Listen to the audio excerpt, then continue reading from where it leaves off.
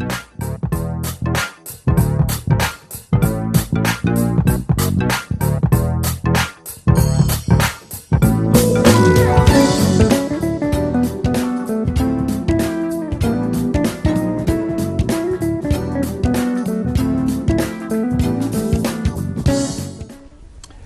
and welcome to the Senior Network, coming to you on CAN TV, Channel 19, Your Issues and Your Solutions. My name is Robert Barnett, and I'll be the host. And today we're going to talk about fathers, families, and healthy communities, which is a new initiative being headed by our two guests. And before we get into the topic, I would like for each of you to kind of give us a brief history of your education, your professional endeavors from the past. Sequane? Well, first, thank you for having us. Appreciate it. So, you've known me for a while. So, Right. I'm a community economic development practitioner by profession and by vocation. I'm also a workforce development and youth development and human service development practitioner. In fact, my education, I'm a Master's of Science in community economic development from New Hampshire University. And so I've been doing this work for 30 years actually now, since I was about 20. I know I'm dating myself, but since I was about 22 years old in one form or another. And so, so this is just the latest in a continuum of community development work that's very, very important to us. Okay, and I should say that Sequane Lawerence is the director of this new initiative that that is called Fathers, Families, and Healthy Communities. Right. And our other guest is Dr. Harris. If you can just give us a little. Sure. Again, Robert, thank you. I want to, and of course, it's always a pleasure to be in the collaboration with my brother Sequane. But I began actually my work as a legal service lawyer many years ago, and actually that work led me to have a kind of a deep appreciation for some of the public policy challenges and barriers that communities face in trying to realize their self-sufficiency, and that actually drove me to have interest in broadly public policy and law, and I got very deeply interested in issues around community economic development strategies and community building strategies, and much of my work has been defined in that context. So I have a law degree, I have a master's in public administration and a PhD, and that kind of was a result of a journey that I took in terms of my own exploration based on the interest in. You know, some of it I guess could be just argued a kind of a curiosity, if you will, around the issues that make our world and our universe tick. But I've been working in large measure over the last few years at the national level on public policy issues related to welfare reform and fatherhood, and have worked with Sequane actually since the really early on in the early 90s when welfare reform had just gotten started. An initiative in Illinois, one of the first, began to look at how we might do a better job in connecting low-income men to their families, called the Paternal Involvement Demonstration. And I have some questions, but I'm going to go offline too here, because I think it's interesting to know, I would like to know, how did your fathers impact your lives? And so if we take that broader piece of fathers, families, and healthy communities, what has your experience been from that perspective? That's interesting. I could tell you the first time I really reckoned with this personally was when I was director of the Paternal Involvement Program that Kirk just referred to back in the early 90s at CIED, Chicago Institute of Economic Development. And we had these peer groups, which is one of the best forums for men, people, period, of a particular population to wrestle with, struggle with the issues that affect them. You had to have safe spaces, and we had a safe space. And most of these brothers, all African American men, fathers were not in their life, but they were pushing forward. And prior to that, I was one of these guys who, I didn't have my father wasn't around. And it's that narrative that a lot of us, unfortunately, have to contend with. But but you know, we pushed on. They pushed on, and the fact that I had a father, we call them stepfathers, which I think is a weird term because he was a father in a social sense, right? Once you get past kind of biological considerations, he was a father, and I learned a lot from him. And so, but during that experience, I reckoned with the fact that I had and felt that I had some advantages that others didn't because this man fathered us. I mean, he in every way, socially, and morally, and ethically. So for me, I don't have this hole in my heart. I don't have this sense of loss. But that's me. When you talk to other men, the story is very different. And I'm sure my friend and brother Kirk may have a very different experience. But it's a really good question. And we've been advised, in fact, by some of our colleagues, we need to talk more about, it's kind of the question you posed, you need to talk more about how the absence of a father or the fact you have a father influence your work. I don't do a lot of that, actually. It's interesting. I don't do that. I don't think about it that way. I think about it more in communal ways, not personally. I think about it more in a cultural context about what's important for our community. But it's a good question, you know. Well, I think it's a good question, and it's a very complex question because I think, as Sequane just articulated, I think the narrative is going to be unique to every man or woman that you ask about their father, right? The narrative is going to be really unique, and for me, it's you know, I kind of reflected on this, actually, surprisingly enough, just over the last few years, because I didn't think about it much, right? I mean, to the extent that I realize that much of the work that I may be doing now and the way I think about the work associated with families, much of that has kind of occupied my professional career is a result of the experience that I had of not having my father in my life, actually. And you know, so it serves this kind of cathartic element, you know, that I really didn't consciously appreciate or had no real sense, but I thought more deeply about it, you know. And in fact, I remember when I came to Chicago in the early 90s, and this paternal involvement demonstration started going. I had not done any work related to fatherhood, and something just drew me to the program. I had not been involved in any social programming. I had been a legal service lawyer, but not social programming in what you might consider to be case management or working specifically with the groups of clients or in that sense, you know. So or individuals in that sense. So, you know, so I guess in some ways maybe that desire, that interest grew out of my own personal experience, you know, and I didn't get to know my father until I graduated college, actually, and you know, you know, and quite honestly, I always tell this story. I've been telling it more recently, that you know, I had some real challenges growing up without my dad. For example, I tell this story all the time. I was 6'1", 225 pounds in high school, you know, and from junior high to high school, everybody thought I should have been a superb athlete. Right. I was not. Right.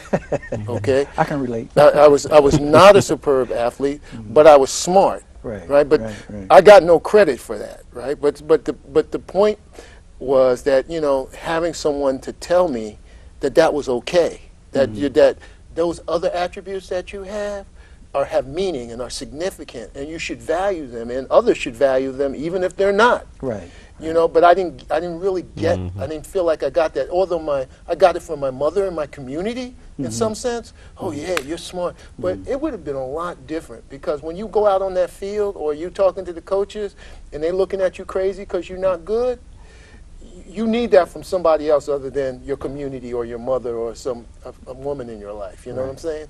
And so for me, and that's just one example, you know, of the import of that. You know why I think it's interesting? Because, you know, as I was just sitting here, of course I've known Sequane for, you know, quite a few years, just recently met you, but I would have assumed that you were both from a two-parent family. I think there's some kind of stigma or some kind of image that if you're not, you look like this or you behave this way or something like that. So I think this whole issue of fatherhood is really, really important. And like you were saying, there's multiple definitions of what that means and what's good, what's not bad. And I think we got to be clear. I always say I had a strong mother in my life. She was very strong. She played a significant role.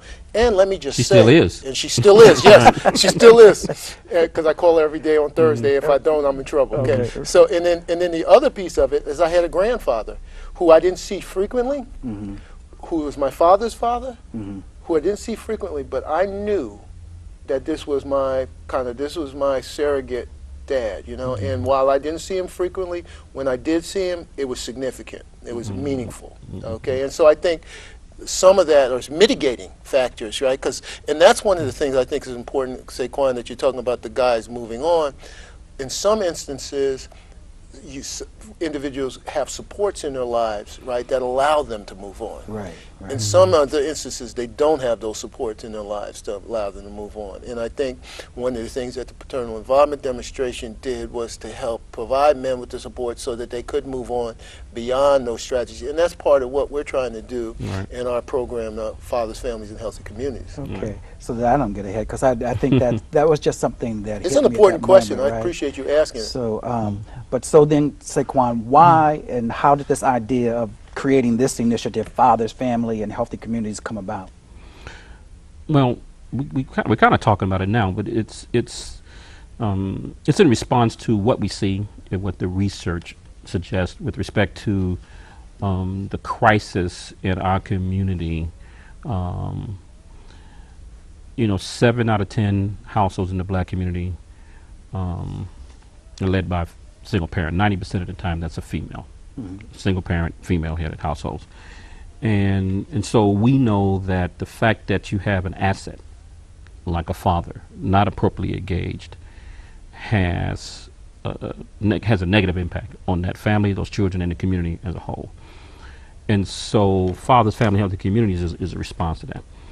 And so, a couple years ago, when I was at the Elliott Downey Youth Center, and we thought about this work originally. We thought about centering it around youth. We thought about this as a youth development initiative initially, and an opportunity came about to really kind of retrofit the model, and we'll talk more about the model later, so that we could target African American fathers in the service of engaging their children. So in some sense, it's a youth development model, in some sense, right? Because the objective is to enhance the outcomes and life possibilities of children of non-custodial fathers. I mean, that is our objective, right? So really, it's more about the children than the father. That's right. Okay. That's right. And so strategically, though, and morally, I mean, there's several reasons to do this in the way that we propose to do it. But fundamentally, what we want to do is we want to engage fathers.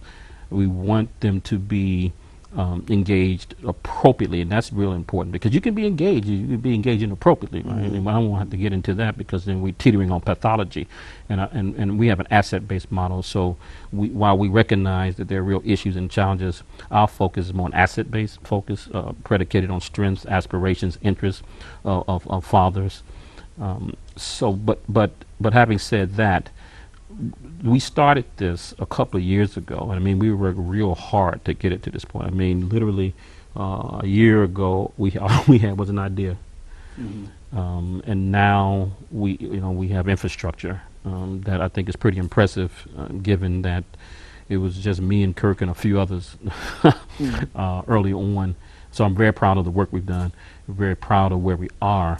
But why we did this is in response to what we see, what our own two eyes, and the research that talks about, the fact that, fathers, men in our community are not engaged in the way they need to be, and there are reasons for that, right? I mean, we know, and we can talk a lot about the state. We can talk a lot about the government and welfare reform and the barriers, the social barriers and political barriers and economic barriers that were erected to ostracize, marginalize men in the family. And we know the effect that's had. But, as we always talk about, you can be pushed to the floor, you can be knocked down, but you have an obligation to get up. And so our view of the work and the responsibility is twofold. One, we have to challenge the state. We have to engage in vigorous systems change, but simultaneously we have to challenge ourselves to do the morally and ethical thing, and deal with our children, and to engage the community as leaders. Okay, now you were saying earlier, we were talking earlier, and you were talking about over a 2-year period, you want to serve some around 350 to 400 fathers, That's correct, right? yeah. Within that time frame, what do you hope to achieve? Yes. Yeah, I appreciate the question, Robert, if I understand it correctly. So what we want to do is we want the fathers to contribute financially to the children, right? And we like to encourage them to do that outside of any kind of arrangement by child support, right? Services. And we think that because we think, one, that's the morally ethical, correct thing to do, right? And so that's one. Two, and there's a lot, and Kirk will talk about this, because there's a lot of research that informs our practice around competency, being competent as a parent, connectiveness, and so we want the father to be connected to their children, right? We want them to help them with their homework. We want them to spend time with their children, reading, take them to the museum. This kind of modeling is priceless, and it's hard to measure that. I think it'll take a while to measure the impact in it. In fact, and that's the challenge with programs like this or initiatives like this, right? Because you don't really see all of the possibilities that we assert for years. Right. Yeah, that was my whole point about the 2 year. Yeah. Okay. Yeah. So so that gets to sustainability, right? Because we know that we have to go way up beyond that 2 years. But the 2-year demonstration, we believe we can get a lot done, and we can demonstrate and prove our theory of change, which is if you engage these fathers appropriately, if they have the tools, if you support them. And the fact of the matter is, most of them want to do this. I mean, that's the good news. If, in fact, that these fathers did not want to be better fathers, if they were recalcitrant or resistant to this, then we would really struggle. The fact that most of them, not all of them, you're going to lose some guys, but the vast majority of them want to be better fathers. And so our job is to help them, to support them. And so when you look at our model, it is, and again, the research informs this, there's co-parenting, there's male responsibility, there's a memo of understanding with child support. And this is important because they're not coming in a kind of adversarial way. In fact, Illinois' child support division is leading the way in the country with respect to changing the relationship between the state and fathers. And in fact, I'm on the Illinois Child Support Advisory Committee. I've been invited to sit on it, and I'm on that committee. So we're doing some really interesting work about changing the policy, and we're in the process of drafting legislation right now that's very progressive. So we have partners who are high performing with respect to job placement training. And that's critical. If you don't have money, if you don't have a job, it's hard for you to financially contribute in a way that you might want. So the model is comprehensive. It's research based. It's evidence based. It's a communal model. It's got a lot of really interesting innovation and a lot of features that we think are going to be important for people to understand. And so we have to export that learning to the field. We're interested in doing that. Okay, so I'm going to turn it over to you to kind of explain to us what this model is. What is it based on? Let me just say, first, the model really emerges out of an important conceptual framing that Sequane did very early on with an idea called connect the dots. And the connect the dots theory basically suggests that if we're going to maximize and outcomes within our communities, we have to recognize, appreciate, and identify the resources that exist in our communities that we connect up to support the outcomes that we want to generate. And this is really the bedrock upon which the fathers, families, and healthy communities rest, the theoretical bedrock. And let me explain to you why. The partners that, first of all, let me just say, as an initiative, we're not creating any new services per se. Okay. We're looking at our partners and identifying partners that are doing good work, most of whom at present are workforce development providers, and saying, well, we know that you're doing good work and you've been identified as high performers or reasonably high performers in the area of workforce. And we know you also come in contact with fathers, come in contact with families who may have fathers that you may not have been recognizing as such. And that we think that we could help you do a better job in retaining and driving to the outcomes that you're seeking if you develop an approach and an appreciation that fathers are within the context of your midst in your service stream. Okay. And so, and it's with that understanding of the services that are already out there where we then infuse or inoculate those providers with a set of disciplines that we think are important to ensure the outcomes not only for us, but also for them. And those disciplines kind of emerge around a few things, and I'll just run through them really quickly, and this is kind of the description of the model. So one of the disciplines is a bi-level case management, which, and we don't call it bi-level case management anymore, and I got to stop using that term. We call it bi-level assets. We're looking at bi-level community assets, right? Where we're not only looking at the connectivity that the father has with the case individual who they come in contact with, but we're looking at that father in the context of the larger community. And so what we believe is that a father's success should not live and die on the fact of getting either a good or a bad case manager. That the father's success should be driven by the reality that they have a number of resources that are available to them that can then be kind of networked together on their behalf to generate the kinds of outcomes that they need. So if I'm going to let's say the Chicago Urban League, Right. and I'm in their CDL program, and I'm working to become a truck driver, this is what I want to do, right? And so then they contact you. Let's say that they're one of your partners. You've already established your partners, right? We established an initial list of partners who are kind of what might be our demonstration partners, but we're looking to expand, always looking to expand that list with potential partners.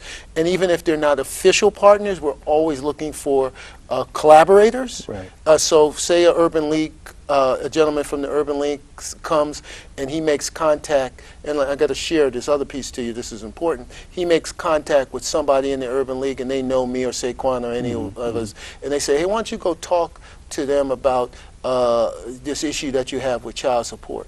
Well, what we do is once they make contact, we get them connected to what we call our navigators. And our navigators are essentially the individuals that help manage the journey that men have with respect to connecting to the services that are in our system, our existing system. Oh, okay. So these navigators are a real important element because in our system we believe a couple of things. One, that no matter how a father enters the system, whether they're from a formal partner or they come in like that informal way that we've just talked about, there's no wrong door. They can come in any way and be serviced effectively and be navigated effectively through the network of services. Okay. So this is a very important piece of the system. The other piece of the system which is really important, which is a discipline, so that's the bi-level asset management. Then we've got what we call the kind of legal and administrative supports. Those are critically important because there are a number of things that impact the men's lives, the families' lives, that need to be addressed that are legal in nature, that are relationships between the families and the state. Those are things that we need to help with. And so we make available, and going to be making available legal services to the fathers, anything from driver's license issues to child support issues to visitation and access. These are the kinds of things that kind of often challenge men and families as they try to work out the dynamics that are so important to ensuring positive outcomes for the family as a whole. Okay. So what if I have, and I'm, going back to this gentleman, who's working on a me working on my CDL and coming to you, and now I've been introduced to the navigator, still kind of have someone at the league or the other partner working with me as well.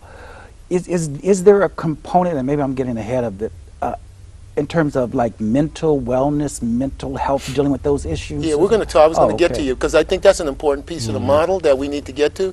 And that model, I think, is mostly related to what we call the peer support activities. And I think Sequane was sharing to you when he was describing his work in the paternal involvement demonstration very early on. And this has been my experience nationally and otherwise in terms of working with programs. It's really important for us to connect men into communities because as Sequane again mentioned, we need to support men in understanding and appreciating their accountabilities, understanding the moral efficacy around their role as a father, needed to appreciate them in terms of the individual and struggles, which, by the way, sometimes when they come into peer relationships and peer groups, they realize that those struggles are just not unique to them. That those struggles are very common struggles, and the fact that they can now begin to work through those issues, as well as talk about the relationships that they have with their children's mothers, both the good and the bad and the ugly, and be able to rationalize their way into some strategies and approaches with support, because we also have support within our system to help men with those issues, co-parenting supports and other kinds of things. That puts them in a better position, kind of both in terms of their attitudes and approach, as well as the kind of mental well-being in terms of trying to navigate the complexities of these relationships when you're non-custodial, because they can be very, very complex. Well, if from my experience, most men groups and men programs tend to center around sports and more physical kinds of activities or what have you. Why is it that most male programs don't seem to work? I mean, over the years, we've seen a lot of them starting out and trying. I think we all understand the issues and the problems, but why haven't we been able to really tackle this much earlier, or were we going down the wrong track and now maybe this is the right track? I would just say I don't know if all of them have been unsuccessful. I think there's some elements in some of those programs that have been successful, and part of it is that it's important. You're right that men come to activities kind of with the notion of activity, come to kind of initiative with the notion of activity, doing something. They don't want to just talk and sit in a room and talk about their issues. They want to be doing something active. So I think it's really the successful programs have been able to combine the ability to attract men through kind of things that are active in nature, but also to engage them in a much deeper level, intellectually, around and from and I think children, for example, is one of those areas where we think men don't necessarily connect, but they very much connect. And so I think for many of the fathering programs, men may be initially attracted because there's some activities or some things to do, but then they get connected because they begin to share kind of these emotional issues that they are grappling with being either engaged or disengaged with their children. And I think that therein lies the success. You got to have both components.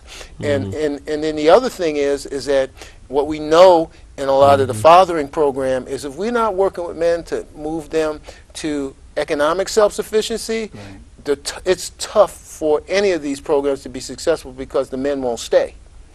So we got to be working with men on multiple fronts in order for them to be successful. I think the other thing too, I mean, there are some interesting programs, and I think they're doing good work. So, for instance, 100 Black Men's Mentoring Program is a stellar program. Okay. Concerned Christian Men's Mentoring Program is excellent, and I know both those are national, right? I mean, with local affiliates. Well, Concerned Christian Men is not; it's local. Oh, okay. 100 Black Men is, but I know the leadership in those organizations, and they do good work, and I'm a big supporter of theirs. I think the other challenge, though, is that we don't connect the dots, right? And that's a challenge. And that's not just a challenge for programs that serve men. It's a program that serve our people and serve poor people around the country, which is why I spent so much time kind of engineering this, because one of the things that we know is that it's hard to do this by yourself, right? I mean, so you can be like the best organization, high performing, data driven, innovative, research-based, and still miss your mark in terms of the community's overall outcomes, right? I mean, so, and it's a sense of frustration, but when groups work together, even if just 2 or 3 groups that decide to strategically collaborate, they have better outcomes. Our people have better outcomes. Absolutely. Right? Absolutely. So our position is that we have to create this platform. We have to create a space, a forum that create the proper incentives, that organize around a shared agenda, and that get the agencies and the communities that they serve, right, to reflect collectively, right, and then act based on new information, taking into account people's aspirations. So to say it's bottom up is the minimum, right? Because you got to have the community engaged, but you also got to connect. So when we talk about connect the dots, we're also talking about connecting policy and practice, right? Research and action, and we also have come up with a platform, developed a form that's kind of lucid, right? That's flexible, so that new ideas, new thinking can inform our practice, right? Because as you go around the country and you're talking to people doing some incredible stuff around the country, so we're constantly learning, and we're Can you constantly talk a little bit reading. about that? I mean, some of the stuff that's going on nationally? Yeah. I think Kirk has done more than national work. I could just talk about. I've been traveling recently, and the things that I'm interested in are the large mega organizations, like in Baltimore, like with Joe Jones. Yeah, the Center for Yeah. Fathers, Yeah. Center for Fathers. And Kenny- and no, Kenny- it's actually for Center for Families and Center for Urban Families. Yeah. It's Oh, called. okay. And then Kenny Braswell. So there's some interesting mega, or like mega churches, Right. You got Right. mega nonprofits that's serving low-income men, and they're doing incredible work. But I mean, these men are really putting it on the line. I mean, they're working all the time. They're constantly grinding. We think that also the work that's happening at the Open Society Foundation, for instance, which is our funder, they're doing incredible work nationally in terms of the types of initiatives they're funding, the kinds of technical assistance they're providing, the kind of communication strategies that they're deploying, that they're encouraging us to deploy.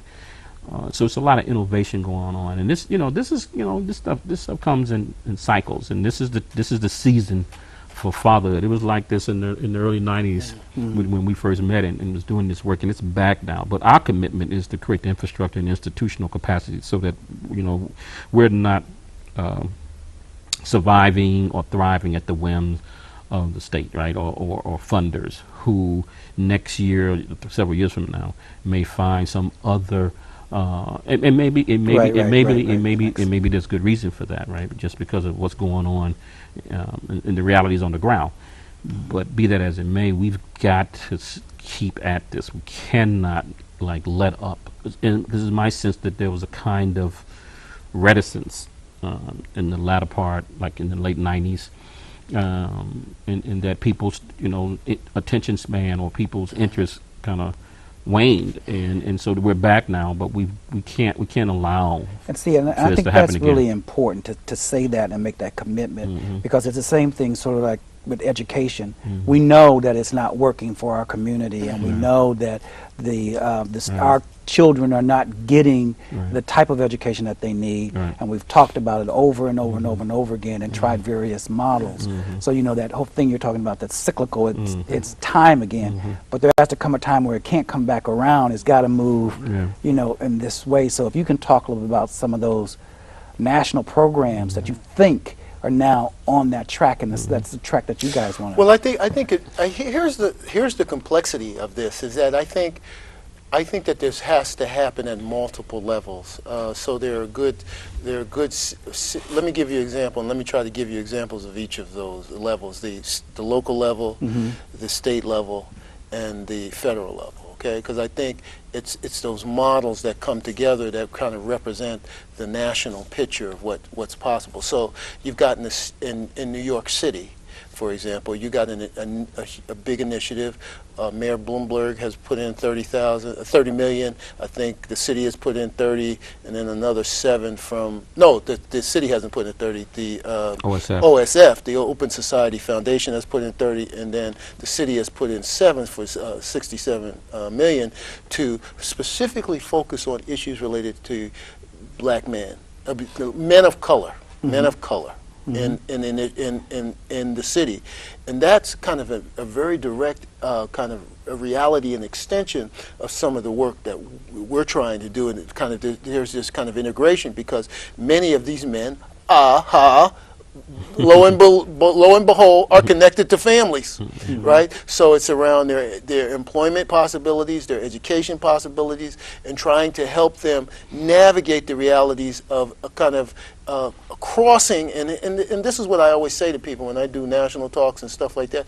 I say one of the biggest challenges in fatherhood, unfortunately, nationally, is that as a father, unless you're able to cross the threshold of economic self-sufficiency, you actually are challenged in your ability to articulate your role as a father. Even though your role as a provider, it might be challenged because of whatever economic circumstance you're in, that should not marginalize your ability to be a father, but in fact, in our society, it does. And so I think many of these models that we're seeing are really trying to kind of impact the self-sufficiency of low-income men, men of color. I think the campaign that's being, the national campaign that's being promoted by the Open Society Foundation is an exemplar of the kinds of work that is possible by trying to bring multiple partners under a big umbrella to consider, you know, both the men and boys issues as well as the family issues in the context of trying to generate some more positive outcomes for the communities at large. I think you have the federal government is a prime example of really trying to promote fatherhood, because there's been 2 cycles of late of grants specifically to fund organizations that are working on fatherhood, and those grants have done a significant amount in terms of supporting the field, if you will, of practice in relationships to fatherhood. And so you can see all across the country, both local programs, if you look at the list of grantees, both to those federal grants, you can see local programs, big state programs, small church-based programs, and large mega nonprofit programs, all of which are doing work. The state of Texas, for example, a very conservative state, has been doing some really interesting things around the management of child support and employment. So rather than discovering that it was counterproductive to lock people up, I mean, and it's odd because we have a public policy, right? Particularly as it relates to low-income men and fathers and their connection with financial support to their children. What we do is we hold them in contempt if they can't pay their child support order and throw them into jail, right? That does not make them any more employable, or does it make them produce any more income. Right. So it's really a counterproductive process, right? Which is why I think child support has come around to kind of really realize that not only is that expensive, it's counterproductive to the ultimate goal that we're trying to seek, and that is the man being self-sufficient and connecting to and in fact, it removes them. It's more likely to remove them from the family if they're locked up. So I think there's a number of realities that we're starting to see. Right? So are you connected with the city? I mean, are you getting any support from the city or from the county or even on the state level, or is this? Not yet, but we're coming, Rahm Emanuel, we're coming. No, but that if you look at our strategic plan and you look at and our work plan, it calls for us to reach out to, and we know who we need to talk to, and we will be in short order. But I just wanted to say, you see, you didn't introduce him as the senior advisor. Oh, right? I'm sorry. You see why he's a senior advisor, right? Yeah. So, what if somebody's listening, some young men are listening right now, and they want more information? I mean, who should they contact? How should they go about that? Or do they need to work through, or maybe you can identify the partners that you're working with? Yeah. Well, let's talk about the partners, because they are absolutely critical to this, right? So you're talking about Felix Family Services. Safer Foundation, North Lawndale Employment Network, and both of them are really doing the heavy lifting with respect to the fathers who are coming out of prison. Metropolitan Family Services, who they're doing some really interesting work with young fathers. Jane Addams Resource Corporation, which I think is one of the best workforce development training institutions in the state. A boutique organization, but very disciplined, high performing. Chicago Job Council is our lead agency, and they're one of the better policy organizations, particularly with respect to employment and transitional jobs and workforce development issues and policy.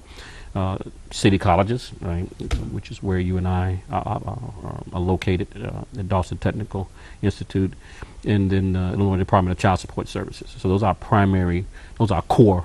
And DePaul University, Egan Urban Center, who's helping us with our evaluation and our research. So you've got your streams for these guys to come through, and they can also come in other ways. They may not come directly through any of those partners. They may come in, as we said, somebody who is one who's not a formal partner, but are interested. And let me just also say that the state of Illinois really is taking a really important leadership role in modeling some of the activities that need to be promoted at the state level with respect to child support and family practice. That is going to, I think, is really important, not only for us as they're having them as a partner, because we can then rely on them in ways to be supportive of the overall outcomes that we're trying to produce in terms of the project, but also I think it'll give other states the opportunity to understand how effective these models can be in strengthening outcomes for families, as opposed to creating these adversarial relationship between families and the states and between fathers and the families. Right.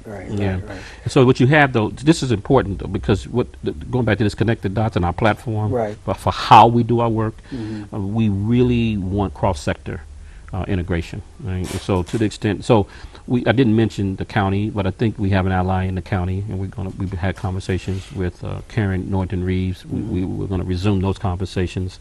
She's been really busy, as you probably know, with this new 501c3. So there's a lot of possibility there. So we're really interested in working with her. She's been a real ally.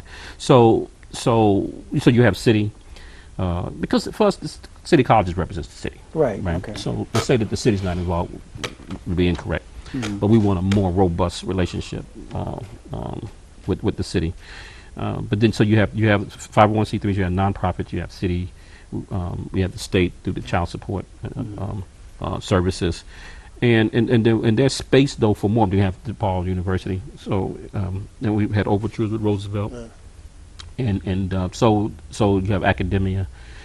So the key to this type of community development model is cross-sector integration and strategic collaboration. That's absolutely essential if you want to build the kind of community service model we're talking about.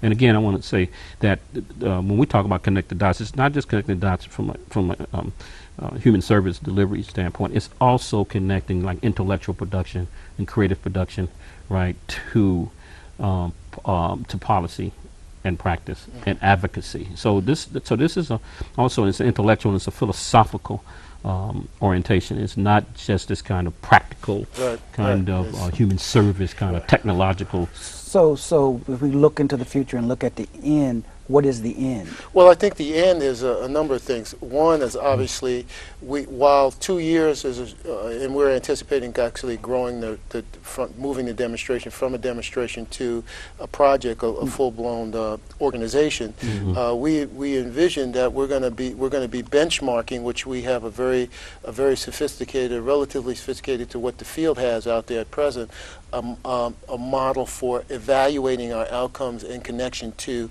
outcomes for children. So we actually had research-based indicators in which we created a rubric which identifies those things that the research says are most important to influencing outcomes for children. We're using that as our basis for measure and trying to hone in our practice on those items. That's interesting because you just brought it back to, I almost forgot about the children. Right. And I mean, initially you said that's the whole reason. Right. It's easy to that- do, isn't it? Well, yeah. I mean, It's know, 'cause important to bring it back, and Right. and I got to tell you, I get this brother right here. Every time we have the conversation, he always says, you know, if we can't create an outcome for the children, we failed. And I think he's right. But I think that's a very complex proposition, Right. because that's a long-term proposition. But what I'm saying is that our research informs us that there are some things, there's some benchmarks that allow us to, that inform us on the direction we should be taking in terms of our practice that will most likely lead to those outcomes. And that's why it's so important to connect to the research and make sure that research is connected to the practice, and that practice is articulated to that end. Right. But just for me, because I'm not a real heavy academic, you know, for that child, then are we talking about that they'll have better education? I mean, there's economic mobility, you know, that they will have more choices as it relates to, you know, the American dream. What? Yeah, well, let me just, there's a couple of the, in the rubric, we talk about things like co-parenting. So we're saying that if in fact we can do some things to support the relationship between the mother and the father, that we're going to produce a more supportive, nurturing, and healthy environment for the child. Okay. We talk about caregiving, ensuring that the father is spending appropriate time with the child, and ensuring that that time is kind of supporting the developmental aspects of the child as they grow. We're talking about things that relate to the support of the child. So we're talking about the father's economic viability and making sure that father is becoming increasingly self-sufficient, so that they begin to kind of interface with their responsibilities in that regard, whether it be within the formal child support system or not. So these are the elements that we're saying lend to the outcomes for children, because they are essentially they are benchmarks for the potential developmental supports that are necessary for what the research says is necessary for children to produce good outcomes. So that's why when you talk about connecting the dots, because all this is then connected, right? I mean, Yeah. you know, Yes. when it comes right down to it, what you're doing, you're still working with the education system, you're still working with workforce development, you're still working with mental health issues, spiritual issues. I mean, it's But we're working through the father to that end, right? Okay. To that end, right? So we're working through the father. So, for example, let's talk about education. And this is an idea that Sequane spawned, which is around affinity groups. So there may be specific issues, say, around education that fathers, and by the way, in the fathering field, the role that men are beginning to play, and the discussions that the National PTA, for example, has had around the role of men and fathers in the context of education is starting to emerge very significantly. A colleague of mine named Michael Knowles, who has worked with the PTA and now subsequently working with the National Center on Fathering, is doing a bunch of great work around that and promoting the role of men in education, and it's become important. And I need not, you know, I don't need to say that Phil Jackson, Right. a Black Star, has been doing a really superb job in highlighting the role and the importance of men taking their kids to school and being interfacing with the public school system and that kind of thing.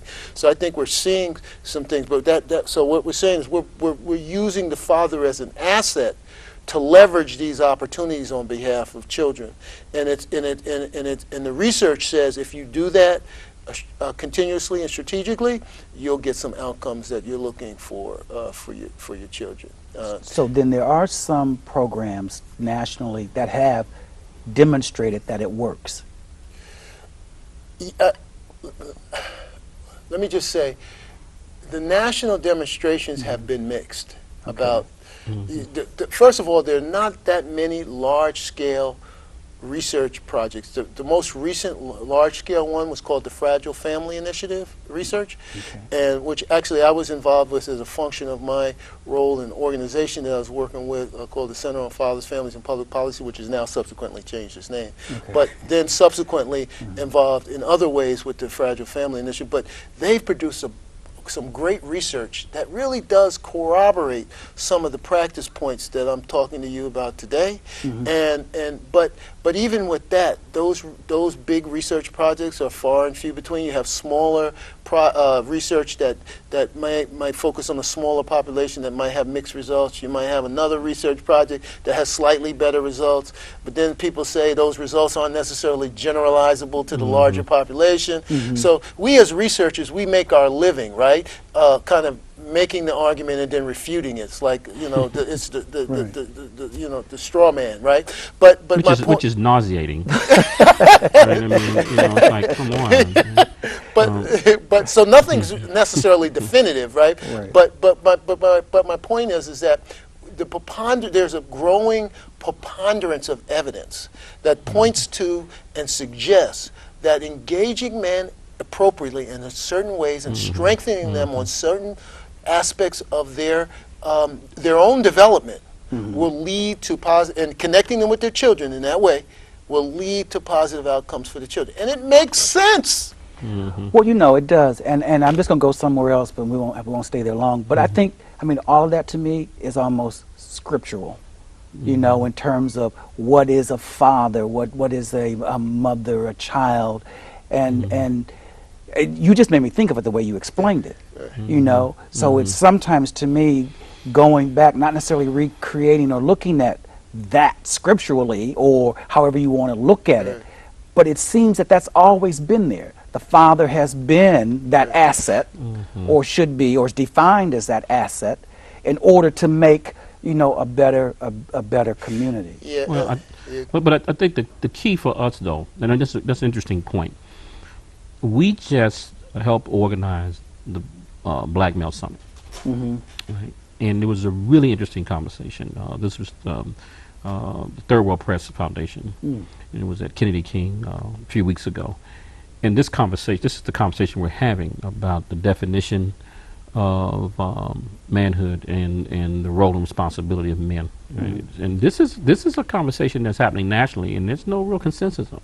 Right. We're engaged in this conversation, and we won't go into it today. But I think we need to engage. We need to be part of this national discourse because, for instance, if we're having a male responsibility program, which we have, it's a part of Father, Family, Help the Community, and you got fathers here, and particularly for young brothers, right? So, what's the standard?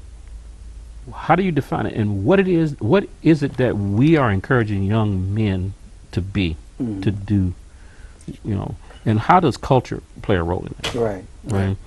These are provocative questions, and so they're not provocative for me, but they're provocative for a lot of folks, right? But we got to be able to engage this in an ethical way, in a principled way. But the outcome needs to be some kind of some consensus, some critical mass of thought and practice that leads to better social outcomes for our children and our family and our community. Because if that doesn't happen, then it's just folly, right? You spend all this time, you have this huge investment in terms of emotional, financial, capital, social capital, human capital, and to what end? And so, if our children are not better off because of this, and if we're not influencing the national discourse, in my mind, then I don't think we've done our job sufficiently. We could have an impact locally, but I think what our funder in New York, Open Society Foundations, and our other funder, Chicago Community Trust here in Chicago, they're really interested in outcomes that's scalable, right? That we can go to scale, so that we can prove. Kirk just said something really interesting. So the national story is mixed with respect to what works. But we're here to say that our theory of change is valid, and we're going to prove it. And I think if you're in this business, that's the position you have to take, right? Because researchers, some of them are all over the place. Let me just be blunt. They're all over the place. Some of them come to this with their own personal proclivities, and they come and they want to prove that their own lifestyle choices or their own views are have efficacy, And so for us, and that's, they can do that. They can spend their time like that. But we're really interested in the work. Right. And the good news, and we talk about this often, and Kirk has been very, very helpful here. There is research that's solid, that we're lifting up, and it's been very helpful. and the evaluation that we're talking about, the framework, the rubric that drives our database, is informed by work at the University of Pennsylvania. That when I called Kirk one evening, I'm like, man, this is incredible. I mean, it's just, I'm so excited because it really articulates the framing. It articulates the types of the questions that you pose, Robert. Like, so, what happens if the father's engaged? What is the expectation if the father's engaged appropriately, right? Mm-hmm. These scholars at the University of Penn, I think they got their arms around that, right? But nationally, no one lifted it up. Oh, okay. No one lifted it up. Right. Kirk did, right? Okay. And brought it to our attention. We read it, we embraced it, and it's informing our evaluation framework.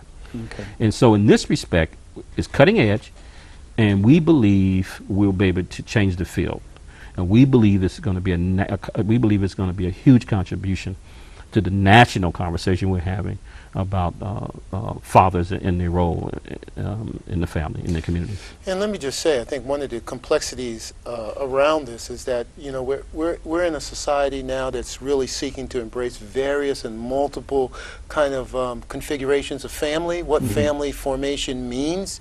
So, and I think that has added complexity because, and let me also say that I think the gender tension has also lended to kind of some of the challenges in articulating fatherhood, because fatherhood does not necessarily mean a dominant, aggressive, overbearing individual, which is the way sometimes it's interpreted. So when you talk about fatherhood, that's kind of the imagery that immediately comes to mind. It's like, no, we don't want that. And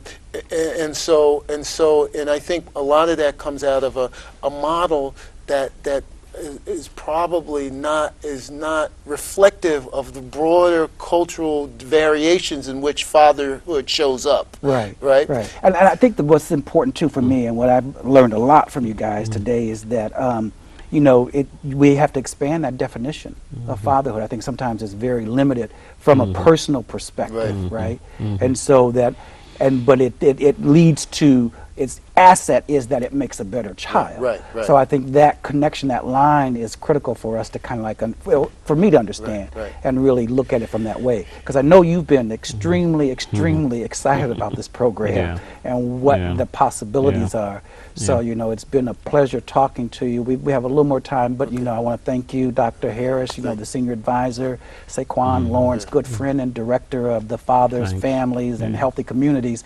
And just, as we run down and run out of time here, just go ahead and say a few more thoughts. I got a few more thoughts. One is that I'd want to just say, and it's important to say, that we're also interested in making sure that we